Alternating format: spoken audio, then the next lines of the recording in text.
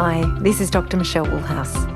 Join us on FX Medicine next week, where we'll be talking to Dr. Lily Thomas about the pathogenesis and treatment options for fibromyalgia. Subscribe to us on your favourite podcast app and follow us on social media to make sure you never miss an episode.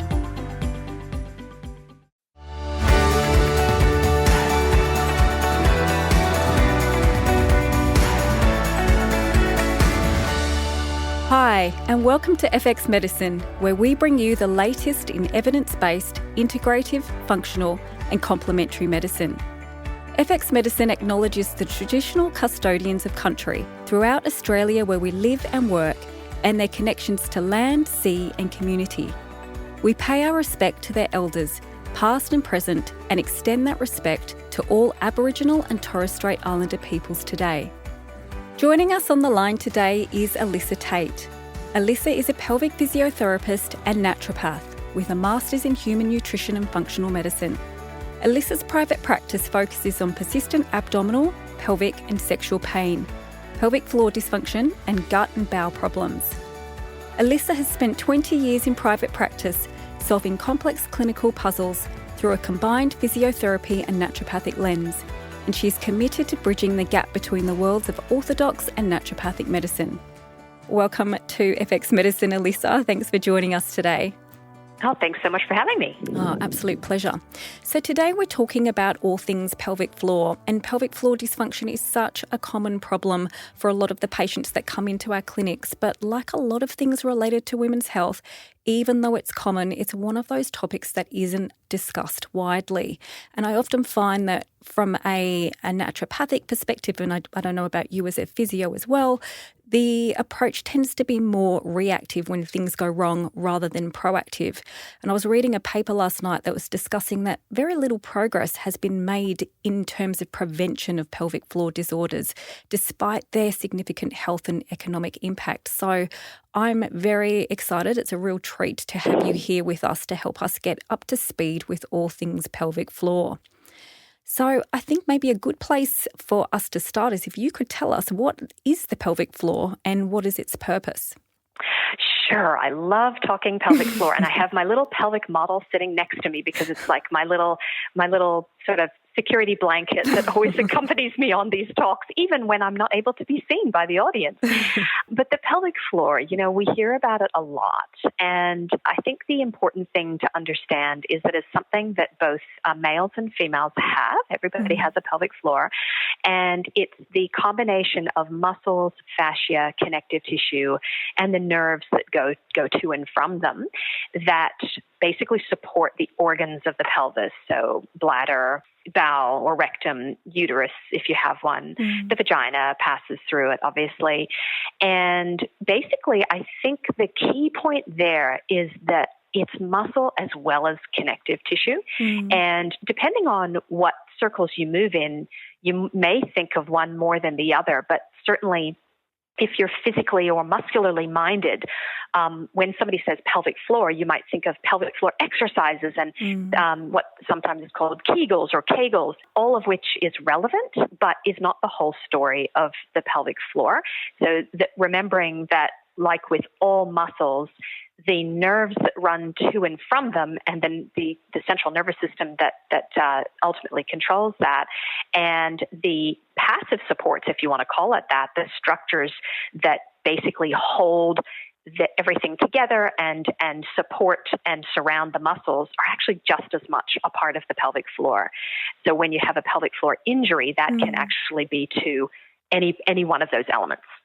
Super interesting, because I've always thought of the pelvic floor as just being muscular, but it's more than that. Connective tissue, ligaments, and it sounds like it forms a kind of hammock at the bottom of that abdominal pelvic cavity. And so I guess we can understand, if we're thinking about the hammock kind of falling down or becoming weak or loose, what that kind of looks like there. Okay. Yes. So then in terms of terminology around the pelvic floor, I find this really confusing. You probably don't, because it's your area, but we often hear about, your pelvic floor is weak and we've got to strengthen it. But then there's also like your pelvic floor could be too tight. So what do does this mean, and what are the differences between the two? Yes, that can definitely be the case, that the pelvic floor can have problems in either of those directions that you mentioned. And I think it's important to, I think it's a good way that you've described it there as a hammock going from front to back. Sometimes I describe it to patients as it's like the gusset of your underwear going from front to back. Some people talk about it being a sling. Yeah. I think sometimes what that image creates for us is that it's a little bit more passive than it is. So sometimes I like to talk about it being almost like an inverse circus tent, where the circus tent is sort of sitting low or sitting at a certain level, but can be lifted up by the contraction of the muscles. So you can imagine all of the surface of that tent being pulled upwards, but it's not just by the material. There's kind of, struts that are attached, and that's more the structural side, so the connective tissue or the fascia, as it's sometimes described. Yeah. So when you have troubles with the pelvic floor being weak, it can be that the muscles are weak. That's definitely part of it. But you could also describe the pelvic floor as a whole as lacking support if there is injury to any of the connective tissue that surrounds that muscle. And the converse is sort of also true, where if you have a pelvic floor that you might say sort of too tight in inverted commas, there could be trouble with muscle shortness or a lack of muscle length or flexibility, so like a tight muscle that you might have anywhere else in your body. But you could also have tightness and stiffness or shortness of your connective tissue, and that can be just from the way you've developed. It can be from habitual pulling on that connective tissue that makes it shorter or tighter, or it can actually be post-injury, where you actually have scar tissue that develops and naturally shortens as it's healing. So you can actually get shortening or tightening of the pelvic floor as a result of injury to muscle, which the most common reason there would be childbirth, so obstetric injury. I love that image you gave of the circus tent being maybe like the opposite way if we think of it, and it being either like lifting it up. That's a great image. So what questions could clinicians ask to determine if their client had an over or underactive pelvic floor? Oh, such a great clinical question. And I think that's actually the most important thing. If we just know how to screen for it and we know the kind of questions to ask, even if you don't understand the detail, it'll go a long way to being able to provide the help that your patient needs. So I think the number one thing is that it's asked in a way that encourages the person to share, rather than in a way that might kind of, induce feelings of shame or embarrassment that will not only, make it unpleasant for the patient, but actually mean that they probably won't open up to tell you what you need to know to help them anyway. Yeah. So I always think the relationship's number one. And I think that's one reason naturopaths or, complementary practitioners can be so ideally positioned to screen for this stuff, because we've got the time to spend with our patients, and we really focus on that therapeutic relationship and that, building of rapport. So I think it's good to start actually quite general. And I often find if I cluster some questions together, it's not so pointed, it's not so embarrassing. So I wouldn't say, do you ever have problems where you lose control of your bowels? Yeah. Like when you're out, or something that is automatically just going to be such an embarrassing question. I might sort of say, I'm seeing somebody seeing me for IBS. I might say something like, other people with IBS sometimes tell me they have a bit of trouble controlling their bowels and not making it to the toilet on time, or struggling with when they're trying not to pass wind and they accidentally do, or some problems with their bladder control, or I might sort of leave it at that. But I've kind of given them a few options to pick from in a way, so that if they're not ready to tell you about something they see as really embarrassing, and that can sometimes be bowel control issues, but they might see it as more socially acceptable to mention what's sometimes called light bladder leakage when they're exercising, and that gives you a way in to think, oh, there's a pelvic floor problem. This is worth having on the radar and providing that help if needed. Those might be the kinds of questions that you would ask for a pelvic floor control or support problem. Think of that like a weakness problem. Mm-hmm. And another one would be, do you ever feel a sense of heaviness or dragging or like something is coming down the vagina? And again, because you've used a few different ways of saying, if they don't want to kind of talk about vaginas, like they might use that more, gentle way of describing like a heaviness or a pressure or things like that. So that would be for the support side of things. For the tightness or overactivity side of things, a really good time to ask that, in an ideal world, we'd be able to always ask these things, but the kinds of people that you might really have it on the radar is when they're seeing you for some kind of pelvic pain or abdominal pain, because it's so common. It's also common in women who have had pelvic pain during pregnancy. So we might think of that as something that sounds quite different. So, they were hobbling a bit because they had, sacroiliac pain, or they had pubic symphysis pain, or, they had back problems during pregnancy. But the research shows that they are more likely to have an overactive pelvic floor and overactive pelvic floor dysfunction. So you might think of it in any of those groups of patients.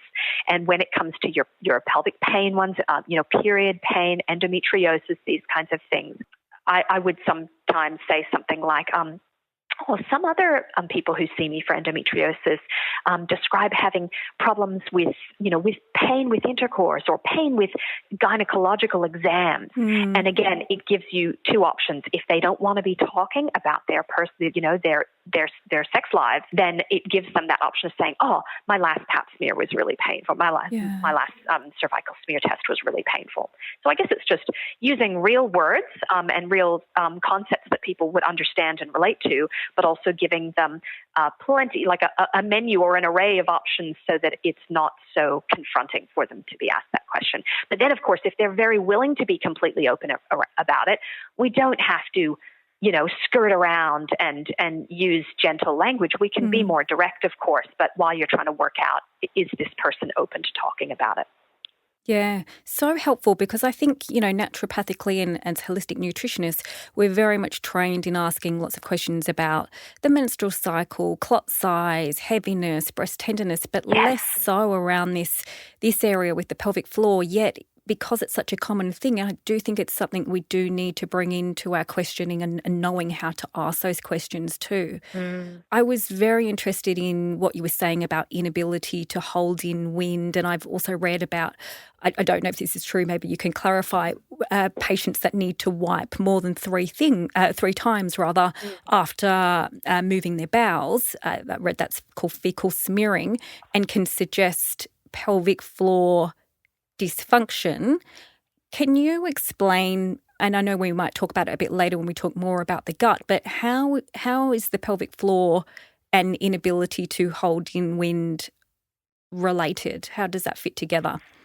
Yes, such a great question, because if we're thinking really simply, we might think about controlling a bowel motion. Oh, I'm having an accident on the way to the toilet. But the troubles with bowel continence or anorectal continence are much more broad than that.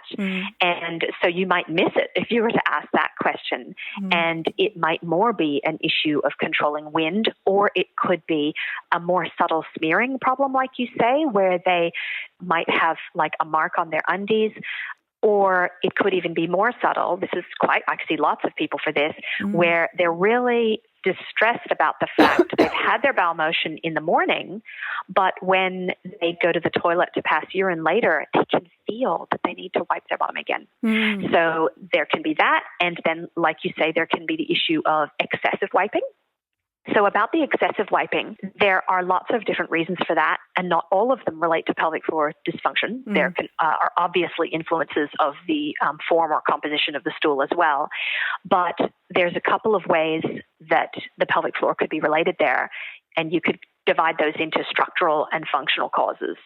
Structural causes would be things like internal hemorrhoids and what's sometimes called rectal mucosal prolapse, which is a dropping down, or I like to describe it as like an unpinning of the curtain. It's like there's little curtains sort of pinned up, which is the rectal mucosa, and they've all got supports there, but if they become a little bit unpinned, one bit can become droopy.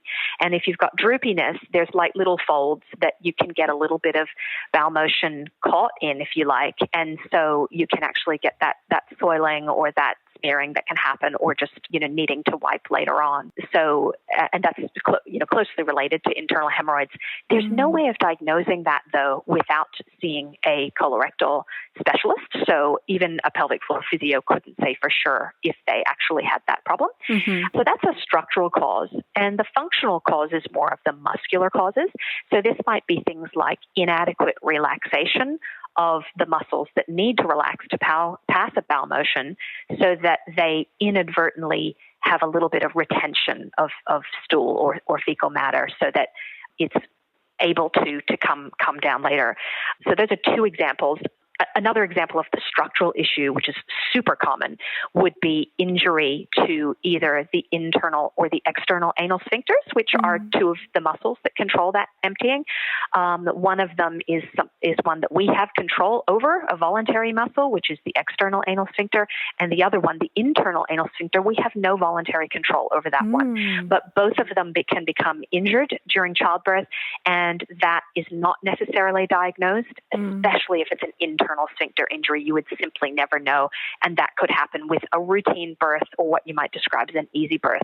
So anybody who's been through a vaginal birth is at risk of having that happen, and that is a situation where that what they call that continence mechanism, or that ability to like hold and protect until you fully pass and fully empty your bowel motion, can be compromised as well.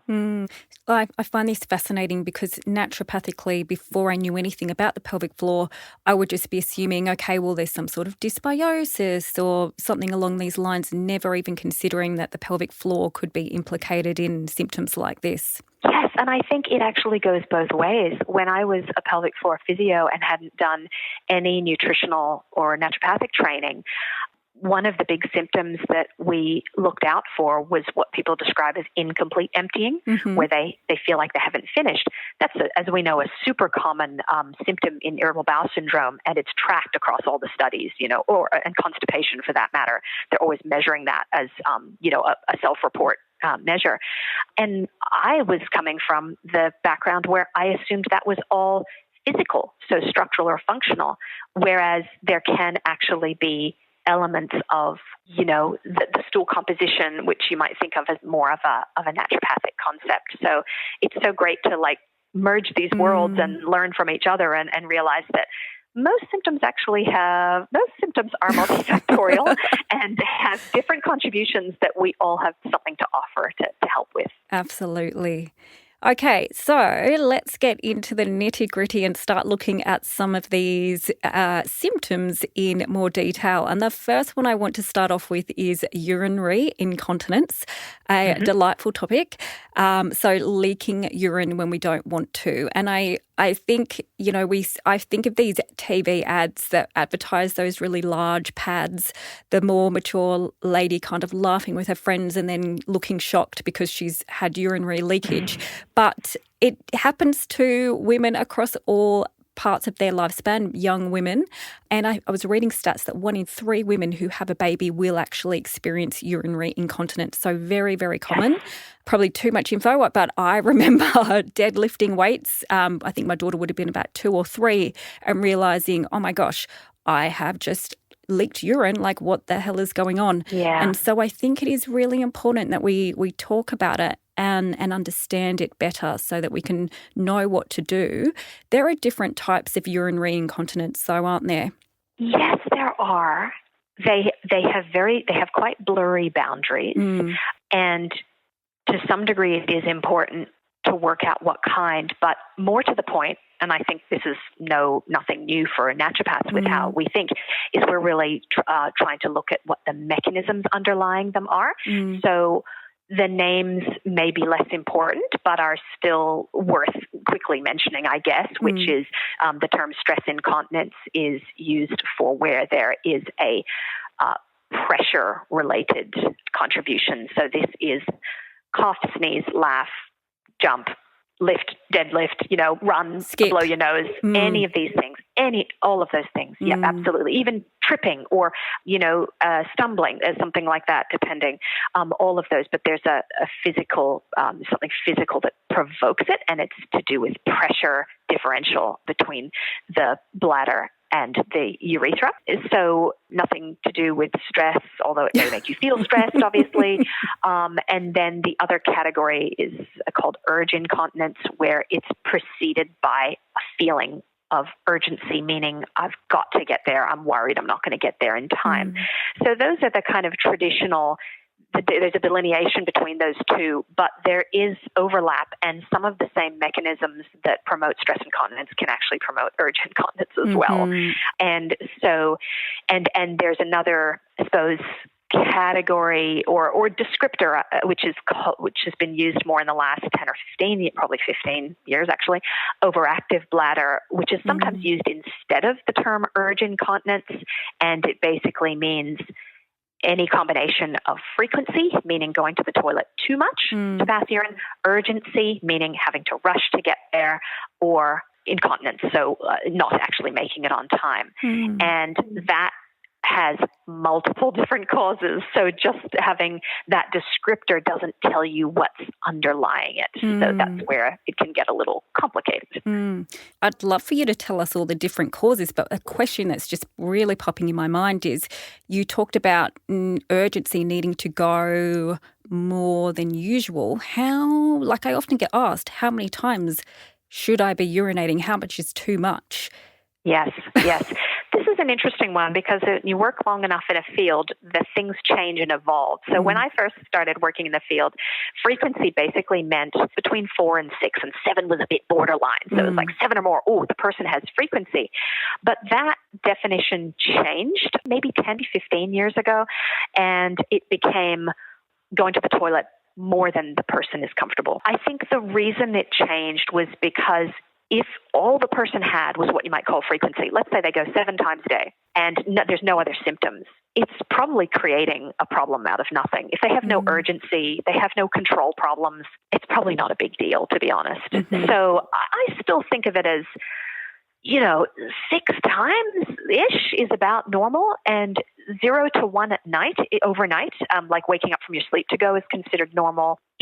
Normal's not necessarily optimal. I mean, you have to consider the individual situation of the person, but it's important to remember that even getting up to the toilet once at night, overnight, from waking up from sleep, for an older person, especially if they have frailty or have compromised mobility for any reason, or any kind of functional compromise, it's going to increase their risk of falls. So it's definitely still a potential risk factor in your patient, even though going once at night, overnight, is considered normal. Yeah, okay, it's very interesting. And another kind of question that we can thread through our case taking when we're talking about the urinary system and or sleep or anything like that, how many times do you wake up during the night, how many times, etc. Because again, I feel like asking these questions, if we're all about preventative medicine, we're picking up potential problems if they're there, if a patient's waking up 3 or 4 times, to understand better what could be going on.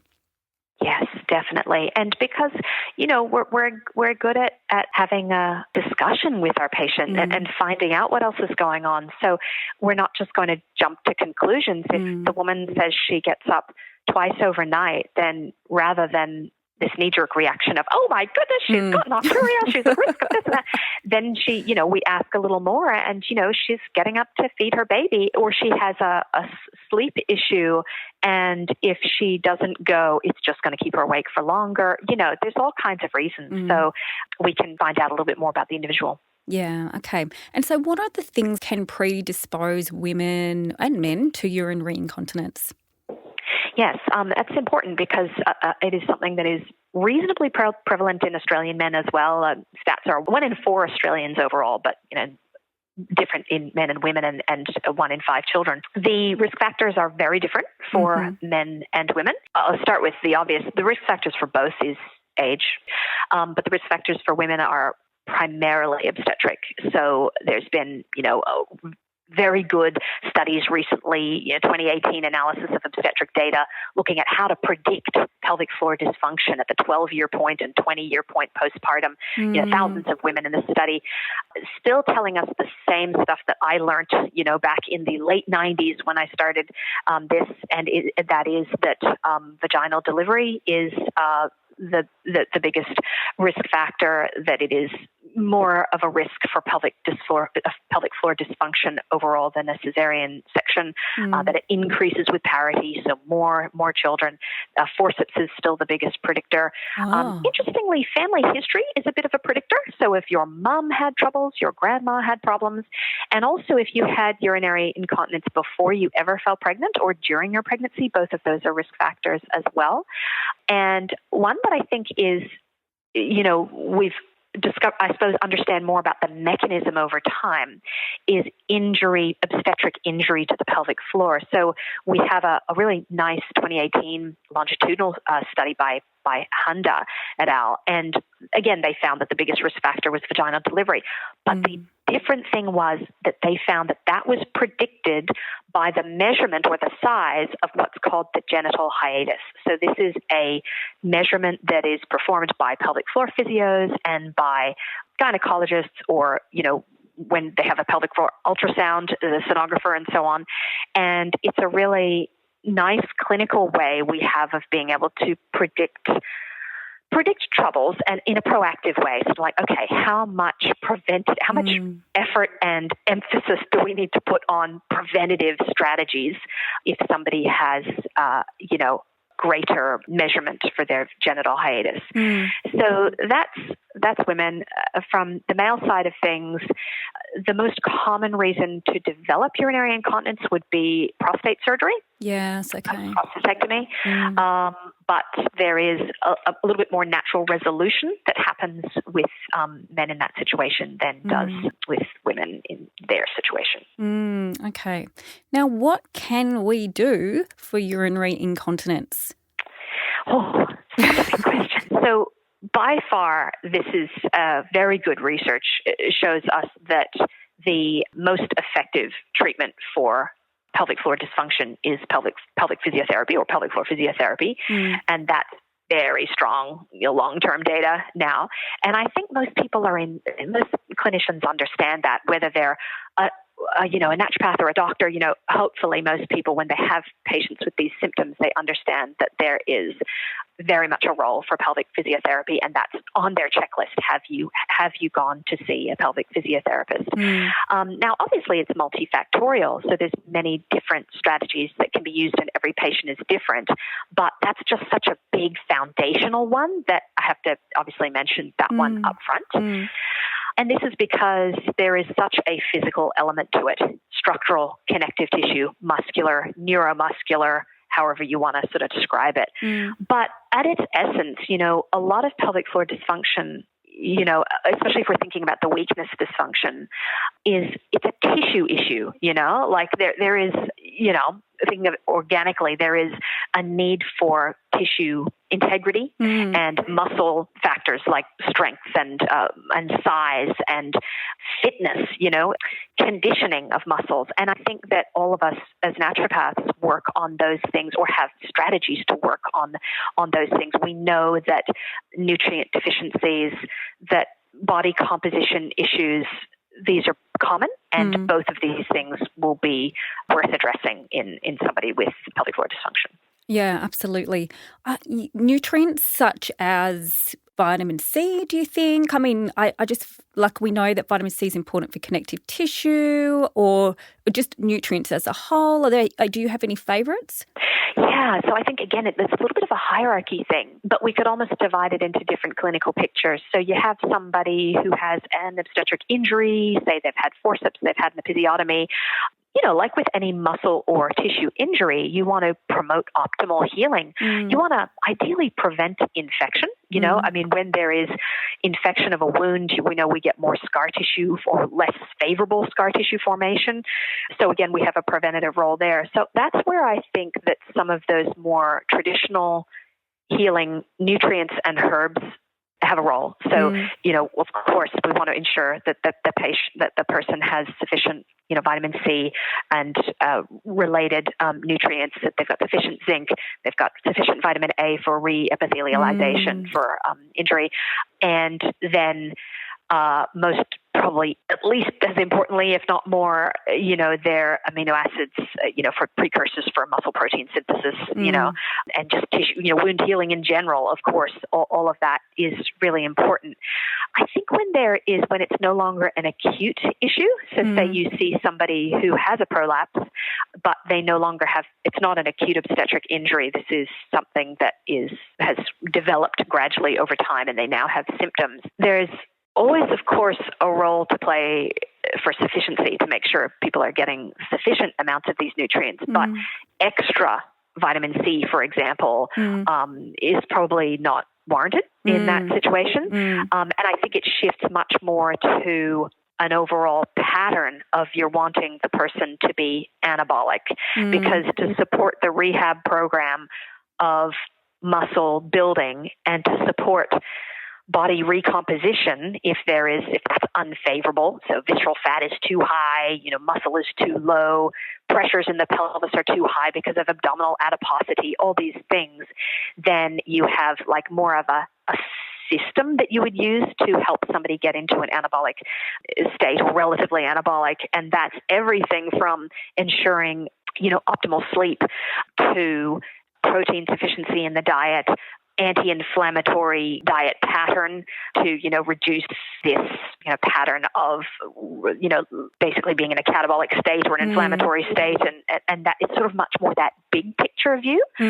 But, and there are some nutrients that really stand out as heroes, if you like, amongst that. So the big ones that jump to mind are protein and individual amino acids, zinc and vitamin D are probably the three that jump out. Yeah, so let's talk about vitamin D, because I was stunned by just how much research there is on vitamin D. And I think we were talking before, we know there are vitamin D receptors all over the body, but I don't know why I just didn't think that there are vitamin D receptors within the pelvic floor and the vagina, on the bladder. And so we know there's so much research highlighting the role of vitamin D for muscle strength. So it makes sense that deficiency is definitely going to impact bladder function, pelvic floor. Can you tell us a little bit more?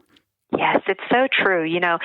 We're continually surprised, and we shouldn't be, about that, how smart the body is. It's like, the bladder, the actual inner lining of the bladder has vitamin D receptors. So that's the urothelium. It's so important for the health of the bladder, for, immune function, that the mucosa of the vaginal epithelium and the associated sort of tissue itself has vitamin D receptors, that the muscles, as you say, absolutely have vitamin D receptors as well. So, yeah, we are all starting to understand, and there's tons of research on vitamin D being an important anabolic nutrient, really. So, we see this correlation, but also in longitudinal studies. So we know it's over time that there is a role, there is a causation role there with vitamin D in terms of being able to maintain muscle mass generally. And we see this in the pelvic floor research as well, So we've got 2024 study by Bowel et al. You've got over 600 people over 70 years old, and they're certainly we see that the anabolic issue there, it's like, well, they have higher bladder symptoms where they have lower grip strength and reduced mobility and balance. And then we have other studies that show the importance of vitamin D for those things, of course. And then we have studies very specifically on vitamin D sort of for pelvic floor related symptoms. So, tons of studies out there that really came together in a systematic review of vitamin D in 2023. And this showed that women with pelvic organ prolapse have lower vitamin D levels. And that's not just a single study, that is a systematic review of studies. So there's a lot of evidence accumulating for that. We know it's also a risk factor for fecal incontinence and for overactive bladder as well. There's good research for that. And there's interventional research. So we've got research that shows that vitamin D supplementation reduces the risk of urinary incontinence in people with overactive bladder. And that's by 66%. That's pretty impressive. So you're not, like, this is all rehab aside, all the physical stuff aside, it's actually simply getting their vitamin D levels up is actually having an effect to reduce their risk of urinary incontinence. Same goes for fecal incontinence as well. In fact, there's research shown that, like, in people who have vitamin D deficiency, their rate of developing fecal incontinence is higher. So it's like we know that the vitamin D deficiency comes first. So they're actually just losing function, basically. So it's a big one. We've even got research showing that vitamin D, can help dyspareunia, so painful intercourse. But this is actually using vitamin D as a suppository. We should be screening vitamin D levels, of course, in our patients, but certainly be thinking about it with all sorts of pelvic floor dysfunction. And so with the vitamin D, obviously dose is going to be dependent upon their level of deficiency. But in terms of the studies, what is the duration typically that they're using the vitamin D for to see results? Is it, I think, because I saw a study with pessaries, I think, a suppository that was relatively short, six weeks, 3 times a week for 6 weeks for urinary incontinence. But what about painful intercourse and things like that? Yeah. So I think sometimes the duration of the study, there's been some quite short-term stuff. So vitamin D, 1,000 IU suppositories used vaginally for 8 weeks in postmenopausal women. This was a 2023 study, and that showed certainly an improved sexual function according to the FSFI, which is a validated questionnaire of sexual function. Interestingly, in that study, just as an aside, they had 3 groups. So they had the intervention, then they had the placebo and the control. The control didn't get anything. The placebo was an oil capsule. They don't tell us what kind of oil, but it was interesting that there was statistically significant difference among the groups. So the vitamin D was most effective, but the oil placebo was more effective than the control. Now, we all know there's reasons why. When you just don't do anything versus you do something, of course, that alone could be responsible. The oil itself, maybe that is effective. But I would also tend to think that the act of the woman needing to insert that regularly, that actually can have a desensitization effect on what can sometimes be uncomfortable tissue. And so that could have played a role as well. So, all these studies are tricky because there's different explanations for the results. But that's a fairly short-term study. When they're looking at oral vitamin D supplementation, often they're looking at 16 or 6 months if they have the funding for that. And I tend to think, well, it's very reassuring when we can see that there's benefit, and then we can do that better as naturopaths, because in the studies, they often have to be quite strict about the definition of deficiency.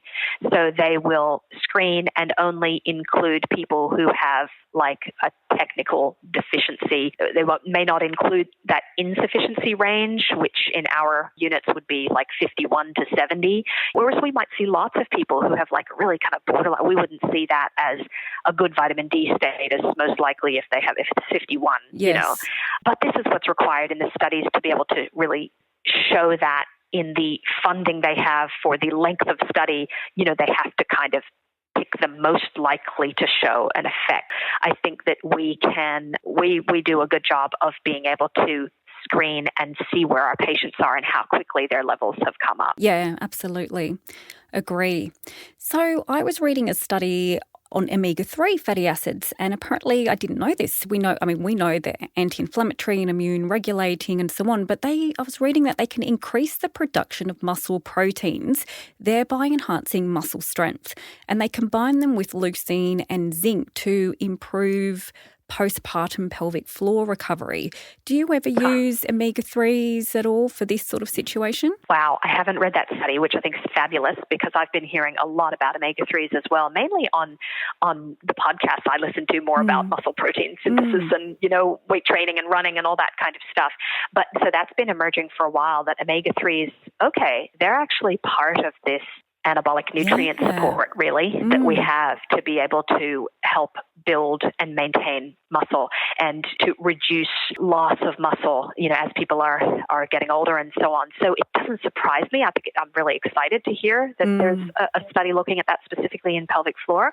And it's definitely a routine part of my practice is looking at omega-3 levels with all patients, but certainly those where we're trying to build and maintain muscle mass, probably more mechanistically on my mind because we're trying to keep inflammation down. But it seems like now there's more and more evidence that actually seems to be an indirect anabolic effect in terms of supporting muscle protein synthesis as well. So if it's very clear from their diet that they wouldn't be getting sufficient omega-3s, then for me it's just routine. We just have to be supplementing omega-3s. But I like doing red cell fatty acid testing sometimes too when people are open to that. Fantastic. Now, an area that I find women's health physios just really, really shine and is so incredibly useful as collaborative partners for naturopaths is helping patients that have sexual dysfunction and chronic pelvic pain.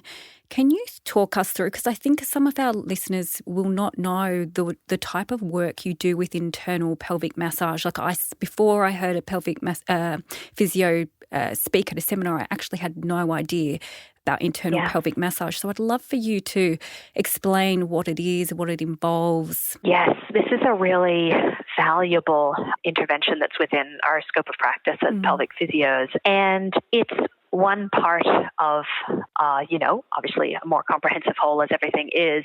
Before I talk about the physical aspect, I just want to place it in that context of understanding persistent pain, understanding the role of the central nervous system in the brain, because I think what is even less familiar to people about pelvic physios than the fact that we do internal, release work or muscular work is that we're really well trained in the understanding of pain, or persistent pain. So we are very much keeping all of this in a paradigm of the nervous system and how it works and a neuroscience-based understanding of persistent pain. So when and if we do that is very, very individual. So I would have people where we would start it on the very first session, and I would have people where I've been working with them for, no exaggeration, months to a year before we would be working up to eventually doing some internal release work. So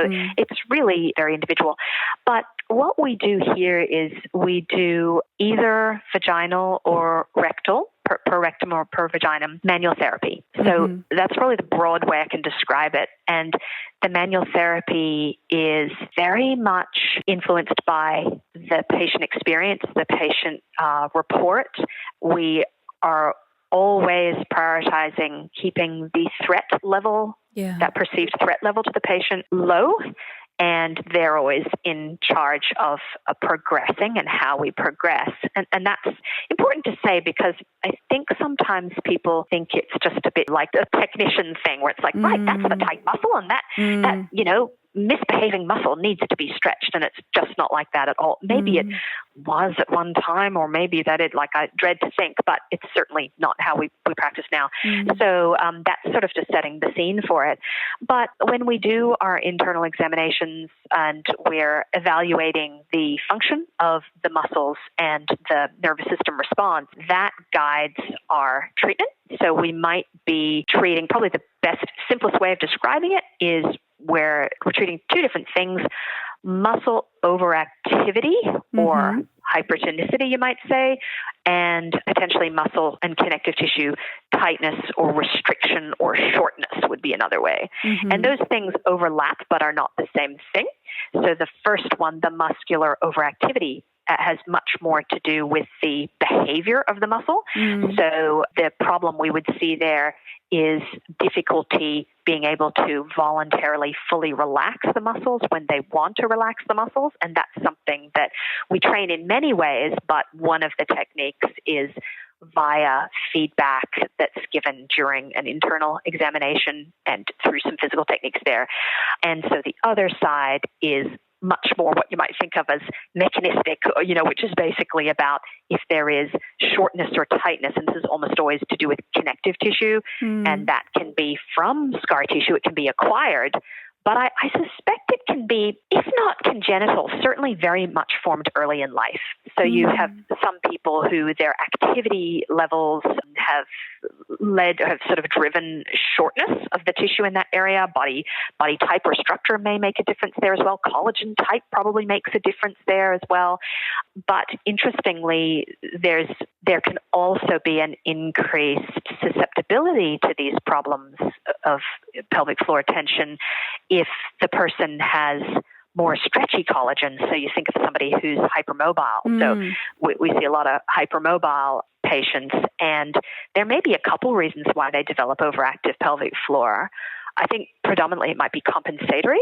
So because they don't have a lot of natural support or tension in their connective tissue structures, they need to compensate for that by excessive muscle tension or activation.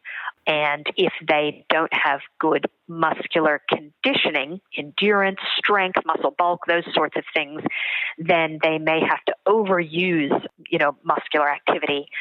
So that's some of the physical side. And of course, there's a huge emotional side as well. So that there's a very, very big link with anxiety, with pelvic floor muscle tension, just like there is with tension in a lot of different parts of the body. Yeah, I like thinking about it like that. Of course, it's a muscle. There will be tension. That what's happening in the mind affects everywhere, really, doesn't it?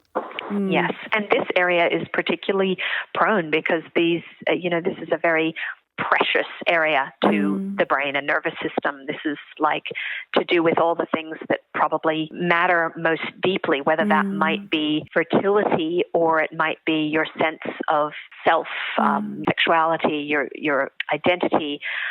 All of these things are very much part of the pelvic floor. And so we could almost, redefine our original definition of the pelvic floor, because there is that emotional aspect to it as well. It's not just a bunch of muscles, nerves, ligaments, connective tissue. It's actually all of the experiences, emotions, memories that have to do with that area as well, which makes it a really complex area for things like pelvic pain and sexual dysfunction. Yeah, wow. I've never thought about it like that. Interesting. So let's talk a little bit about menopause now, which is such a hot topic at the moment. But we know in perimenopause, we have big changes with estrogen, and we know that estrogen helps to maintain connective tissue structure in the muscles and the bones, and its withdrawal plays a part in prolapse. I think, maybe when there's been a prolapse, perhaps it's a little bit late to be getting in there with the estrogenic herbs and so on. But for women who are in their 30s, women that are depleted and catabolic, is there room for using phytoestrogens and things like that? Do you feel like they would be of benefit at all? That's such a good question. And in the younger, or sort of like the premenopausal age group, so cycling women, if there is an issue with low estrogen across the board, or abnormally low estrogen, let's say, times across the cycle, that's going to very likely have an adverse effect on the pelvic floor for so many reasons. Immune function-wise, susceptibility to infection, vaginal dysbiosis, this kind of thing, as well as the muscular and connective tissue support. So it's almost, if the woman is underweight as well, you've got that whole undernourishment aspect, the pelvic floor. They're a very small set of muscles. If you look at them in the wet lab, they're not very impressive. They're pretty thin. So we kind of want them as bulky and thick as possible. And the time the time that's most responsive is before those perimenopausal years, but of course we can still develop muscle really effectively after that time. So I think supporting a woman's estrogen production is important through those years, also because generally a woman who is nowhere near perimenopause, vaginal estrogen as a medical intervention is not usually very easily accessible for her. You know, often with good reason, although there are times when I think it is appropriate. But if that's the case, then phytoestrogenic herbs, you know, maybe it's an option that you've got. But when sometimes people ask me, is there anything, I don't want to use estrogen cream. This might be, you know, more commonly during postmenopause, postmenopausal time. Oh, I don't want to use estrogen. I don't want to use anything that's artificial. I want to put something artificial into my body. Is there anything that does the same thing? And there, I'm afraid that the simple answer is no. I wish it was the case that other things were as potent, but it's not. I do end up spending a lot of time counseling women about, or at least answering their questions about perceived safety, because I think we tend, you know, and we love supporting the body, you know, naturally, or using the plant world, the natural world, this sort of thing. But I think it's also really good to be open-minded as naturopaths, because the research really supports the safety of using vaginal estrogen. And it's a little bit like, now that we're understanding how important estrogen is for the female brain and for reducing risk of dementia, I mean, I'm not sure that I want to accept declining cognition with the mission to remain natural, you know. So I'm not saying that we should go do lots of unnatural things, but I think all these things are worth weighing up. And while nothing in life is simple, sometimes the option of vaginal estrogen is worth having on the table. That's for sure. There is a little tiny bit of research emerging on the use of some of those phytoestrogenic herbs. There's a systematic review that recently came out. Fennel is the one that takes my eye for sure. I mean, the systematic review had some different ones, but the fennel one was a randomized control trial. Yeah, that was there is a randomized control trial on the use of fennel, and that was, what was it? It was a 5% topical cream. So it was a vaginal cream, and it was used 5 grams a day for 8 weeks. Now that is something that is in some naturopaths, you know, capacity to use. And there are compounded services and all kinds of stuff now, which is amazing. So I have used fennel only a little bit in practice. I would love to say I could tell lots of stories, but I actually have, the majority of women do agree to use vaginal estrogen, and I do think that is more effective. So there's not many situations where we do fall to that. But I know that a lot of people will see many more people than I do who are just not, you know, going to support the use of pharmaceutical estrogen. So I think it's a wonderful opportunity, and we now actually have an actual randomized control trial supporting it as well, which is not necessarily something that every naturopath will care about, but it can be some protection for us as well when we're doing some of these things that seem that might come across a little fringy or experimental to certain other parts of the healthcare system. Certainly what that study found was that those markers of vaginal atrophy were effectively reduced, and that included vaginal pH dropping, which is pretty amazing when you think about it. So this is without using any, you know, not using lactobacilli specifically, or not using lactic acid or any other acidifiers or whatever. So that's a pretty exciting prospect if that's something that can be. Yeah, vaginal atrophy is my current obsession.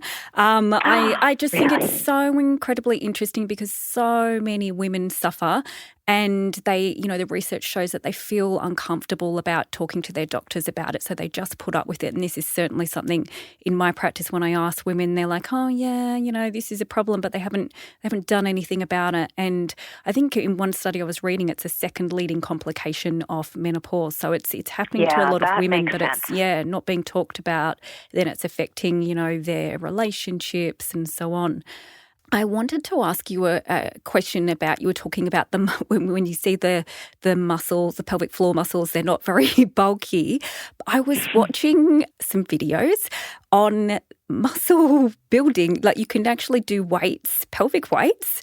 You can insert them, is that right? Yes. Weight training for your pelvic floor. Available. Can you tell me more about that? sounds good, doesn't it, in theory? But there's a couple of reasons why it's not all that it's cracked up to be. And that is that the muscles that you use to hold in a vaginal weight are predominantly the superficial pelvic floor muscles, which have less of a role in control and support.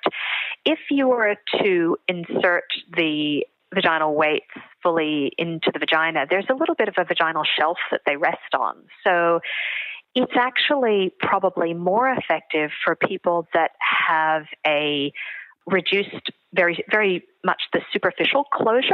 So let's say they have what might be called gaping of the introitus. So there is, that's quite often, obstetric as well, childbirth related, but can increase over time, so that there is less tension in the opening, so that there's not a lot of support there. I know of physios who have used them at certain times for that very specific purpose. But as far as the main things that women experience that they want help with in terms of prolapse and urinary incontinence, there's not a great role for them. There's maybe a little bit more role for some of the biofeedback. There's a lot more nifty games available now than when I first started in the field, with wireless pelvic floor gizmos that you insert and try to score high points and all of this sort of thing. And I think those can be useful predominantly as an aid to adherence, really, because pelvic floor exercises are pretty dull, Yes. At least the baseline foundational ones that you start with, which are often very important to start with, are not overly interesting. So some people really struggle to stick with them. And I think that if that helps them stick with them, great. But I'd very much recommend that people have a individual pelvic floor evaluation first, because you can be doing some pretty weird and wacky stuff. And you can even potentially produce an overactivity pattern that could create issues with discomfort with intercourse or inadequate bowel emptying, and also just missing out on the best training you can get. It's a little bit like, learn out of a book versus see a PT or, an exercise physiologist or a physio for that matter for your training progression for the rest of your body. It's the same analogy. It's like, well, it might be fine, but it might not be. It can sometimes make things worse or waste your time, and you're better off just investing in at least just an initial visit so that you can have that assessment, figure out what your pelvic floor needs, and then have a program that's specific to you. Lovely. And, that's what we're all about, that individualised assessment. Fantastic. Thank you so much for joining us today and sharing your knowledge on the pelvic floor and so much more with us. You've really highlighted what a valuable ally a pelvic physiotherapist can be for all of us. And I think when we work collaboratively, we really optimise our patients' well-being. I cannot wait to implement some of the things, particularly vitamin D. I'm incredibly interested in looking into that a lot more in clinic for these patients. And you've set us up really well with a good understanding of the types of questions and how to thread them through too. So thank you. Such a pleasure. Time always flies when talking about pelvic floor. Thank you everyone for listening today. Don't forget that you can find all the show notes, transcripts and other resources from today's episode on the FX Medicine website, fxmedicine.com.au. I'm Lisa Costa-Bir and thanks for joining us. We'll see you next time.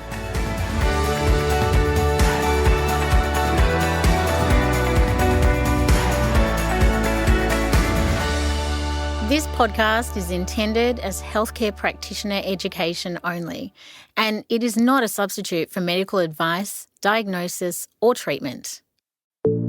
Make sure you never miss an FX Medicine episode by subscribing to us on Apple Podcasts and Spotify. You can follow us on LinkedIn, Facebook, and Instagram.